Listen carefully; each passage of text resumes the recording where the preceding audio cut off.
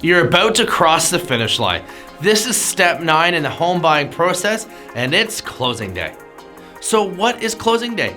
It's the day when the deal is complete and you take ownership of your new home. So what needs to happen to make this deal close on closing day? Well, for one, you have an option to do a walkthrough on closing day or maybe a few days before. And then there'll be a bunch of tedious paperwork that will need to be taken care of. The bank will get you several documents to sign.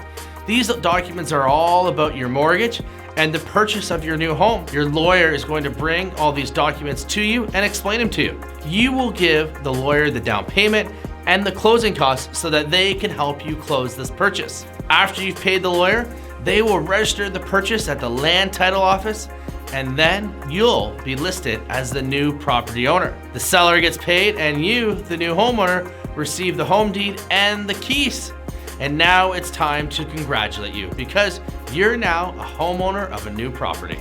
So I just mentioned the key stuff that happens on closing day, but to make things all easier, your lawyer may be able to prepare the necessary documents for you a few days ahead of time. And they can also give you some final figures a few days before closing, so you can sign basically all these documents in advance and make closing days a lot less stressful.